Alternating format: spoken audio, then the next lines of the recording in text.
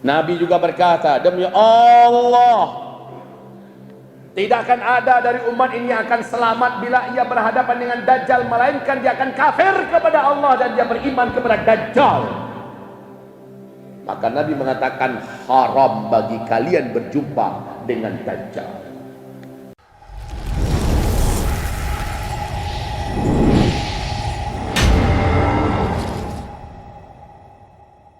Dajjal ini apakah memang sudah dekat akan keluarnya, Ustaz?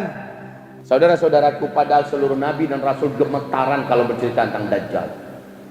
Nabi bahkan berkata, seandainya aku hidup saat Dajjal itu keluar ke tengah-tengah kalian, saya yang akan pasang badan melawan Dajjal. Tapi kalau saya nanti sudah tidak ada, Dajjalnya muncul, setiap kalian wajib melindungi dan menjaga diri masing-masing dari Dajjal. Nabi juga berkata, demi Allah, tidak akan ada dari umat ini yang akan selamat bila ia berhadapan dengan Dajjal, melainkan dia akan kafir kepada Allah dan dia beriman kepada Dajjal. Maka Nabi mengatakan, haram bagi kalian berjumpa dengan Dajjal. Dajjal akan masuk ke kota-kota kalian. Ini kota apa? Cikarang. Dajjal akan masuk kemari. Dajjal akan masuk ke kota Bekasi. Dajjal akan masuk ke kota Bogor. Dajjal akan masuk ke masing-masing kota, akan dimasuki oleh Dajjal. Dan itulah jadwalnya masing-masing. Rasulullah bersabda, jangan pernah kamu keluar dari persembunyian kamu, karena nanti kata Rasulullah, orang yang paling kuat, ada nanti seorang lelaki yang merasa imannya sudah mantap, kokoh, tidak mungkin berubah dan tidak akan mungkin bisa dimurtadkan, tidak mungkin bisa kafir oleh si Dajjal. Lalu dia dengan sengaja keluar dari persembunyiannya, berjumpa dengan Dajjal. Ketika dia melihat Dajjal dengan segala fitnah yang ada pada Dajjal, maka dia pun kafir kepada Allah dan dia beriman kepada Dajjal, sujud menyembah Dajjal. Walaupun Dajjal sudah pergi meninggalkan kotanya, laki-laki itu tetap kafir sampai dia mati. Dahsyatnya fitnah Dajjal. Sebelum Dajjal muncul, kaki tangannya saja sudah banyak memurtadkan orang, apalagi sang Dajjal yang muncul. Wahai hamba-hamba Allah, 124.000 lebih Nabi dan Rasul gemetaran kalau mereka bercerita tentang Dajjal, dahsyatnya Dajjal ini. Dan Dajjal tidak akan ada yang mampu melawannya. Tidak ada, kaum muslim. Tidak akan ada kekuatan apapun di bumi ini bisa mengalahkannya, kecuali satu orang, dan itu sengaja Allah simpan di langit dunia. Ketika Dajjal sudah keluar menyebarkan segala fitnahnya, ketika 2/3 penduduk manusia yang ada di muka bumi sudah mengangkatnya sebagai Tuhan, barulah ketika itu Allah turunkan anti Dajjal, dan di tangannya lah Dajjal dihabisi. Nabi Isa alaihi salam. Dajjal ini siapa? Keturunan Nabi Adam alaihi salam, manusia seperti kita. Tapi jangan salah-salah, dia manusia, tetapi fisiknya luar biasa, beda, jelek minta ampun.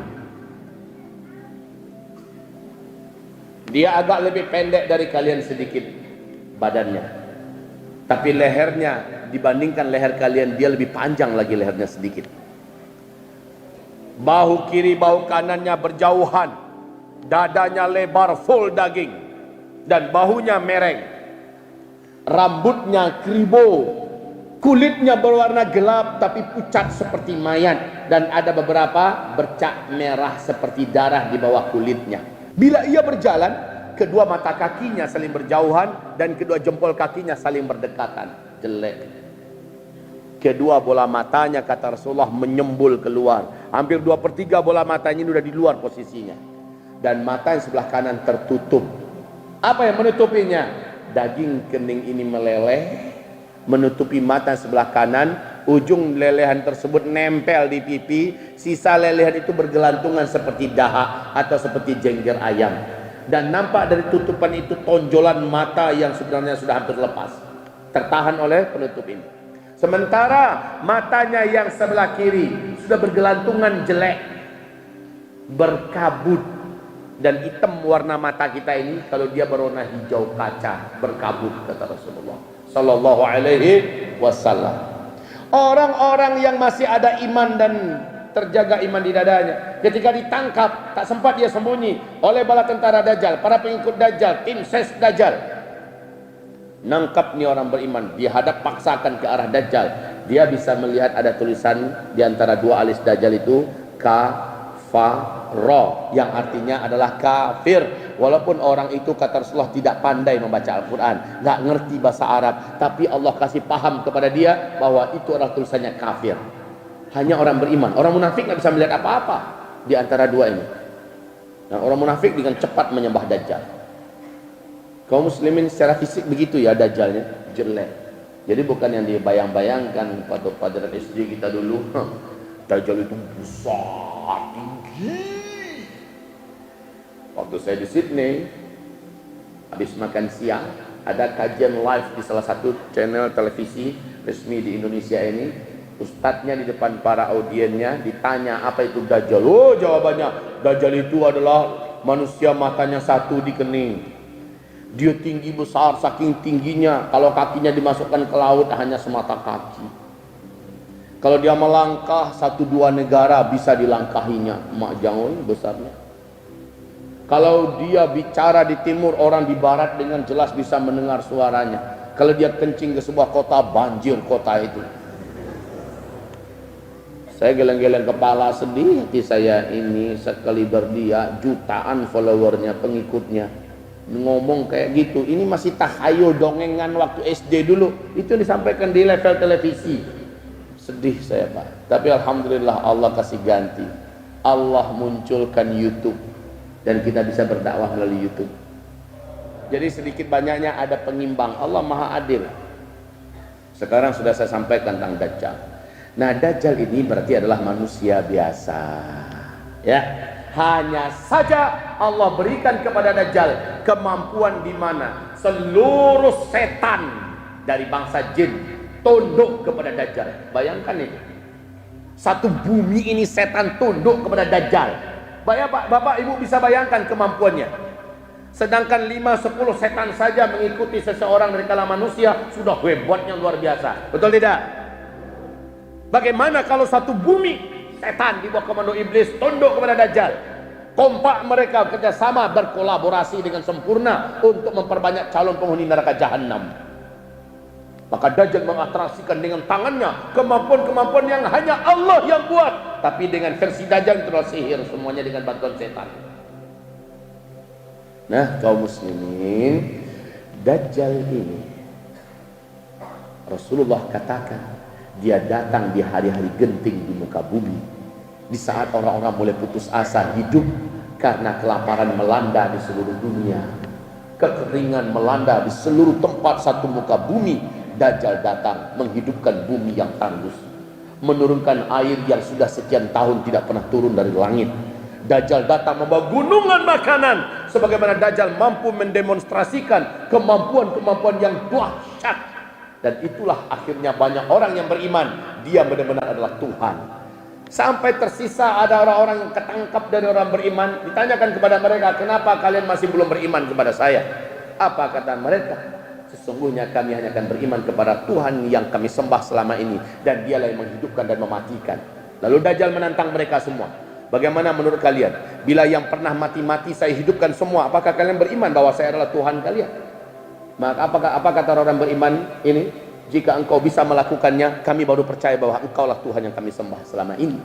Maka Dajjal mengatakan, tunjukkan kuburan yang mana yang kalian mau saya bangkitkan semua orang. Insyaallah, Pak. Maka ditunjuk kuburan yang itu. Maka Dajjal cukup hanya dengan menunjuk seluruh kuburan itu. Maka terbelahlah masing-masing kuburan. Keluarlah orang-orang yang dulu pernah dikuburkan di sana, tapi dalam wujud fisik masih utuh, seolah-olah belum pernah mati.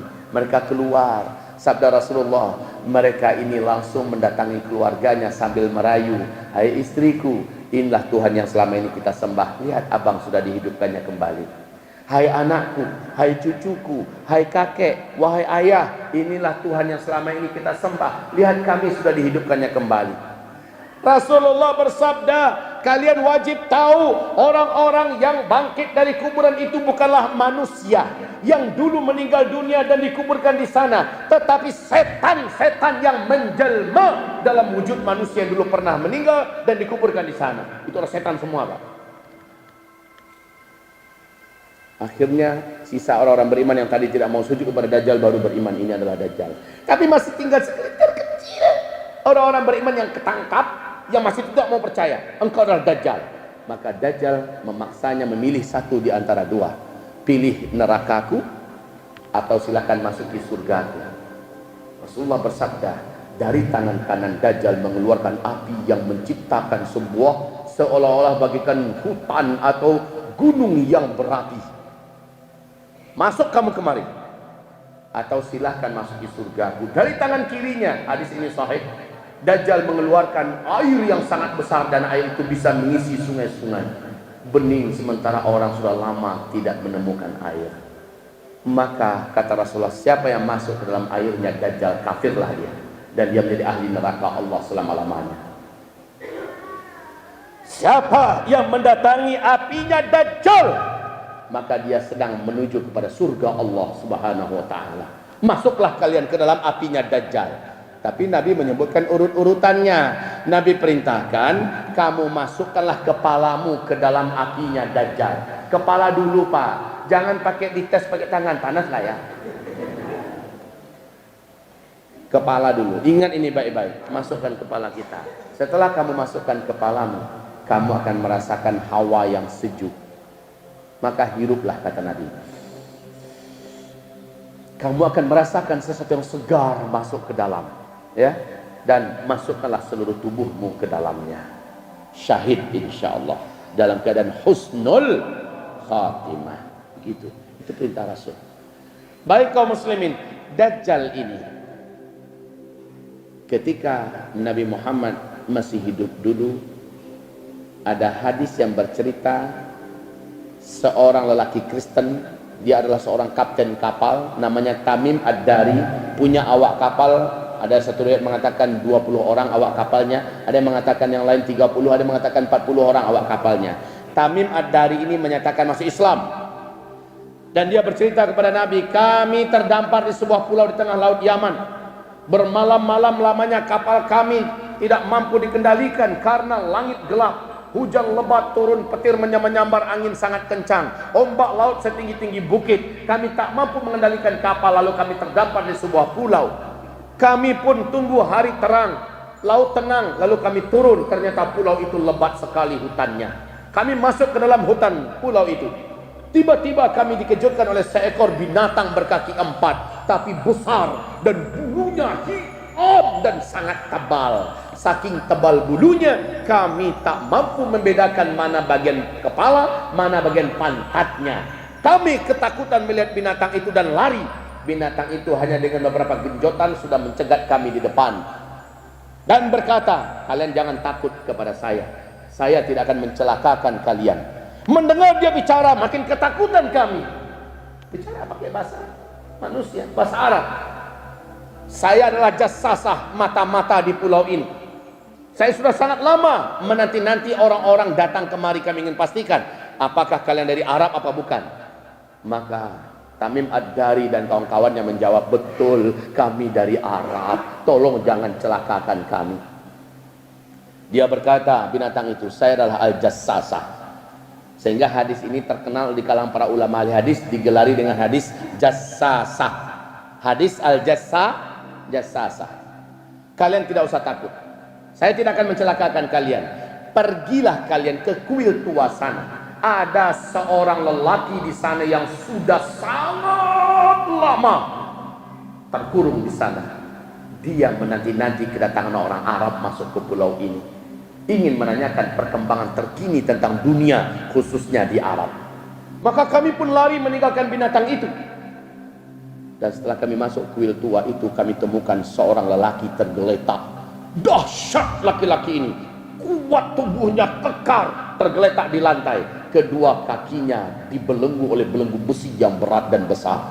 Belenggu itu menyambung kepada tangannya, kemudian menyambung kepada lehernya, terbelenggu dan terikat. Dan kami berkata, kami, celakalah engkau, kami belum pernah melihat manusia sehebat engkau.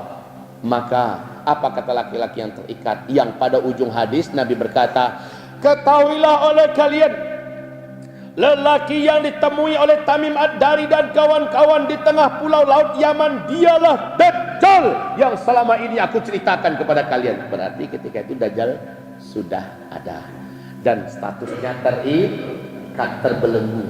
Dan ternyata pengakuan si Dajjal, dia dibelenggu bukan hanya fisiknya, kemampuannya juga dibelenggu oleh Allah. Sehingga Dajjal berkata, kalian jangan takut, saya tidak akan sakiti kalian. Tolong jawab saja pertanyaan-pertanyaan saya. Salah satu pertanyaannya adalah, apakah sudah muncul seorang lelaki ummi di negeri Arab ngaku-ngaku sebagai nabi penutup, nabi terakhir, namanya si Ahmad, belum muncul apa belum? Tanya si Dajjal kepada Tamim dan kawan-kawan. Maka menjawablah Tamim, udah. Oh, kalau begitu udah dekat masa saya, kata laki-laki yang terikat itu. Kalau begitu udah dekat masa saya. Bagaimana? Ada yang mau beriman dengannya apa tidak? Sebagian beriman kepadanya, sebagian lagi tidak beriman. Apa kata si Dajjal yang terikat? Beruntunglah orang yang mau beriman kepadanya, karena laki-laki itulah orang yang benar dan jujur. Kata-kata Dajjal ini ternyata berpengaruh kepada Tamim Ad-Dari, dan ini yang menjadikan Tamim Ad-Dari setelah sampai di Arab, dia datang ke Madinah menyatakan syahadat, masuk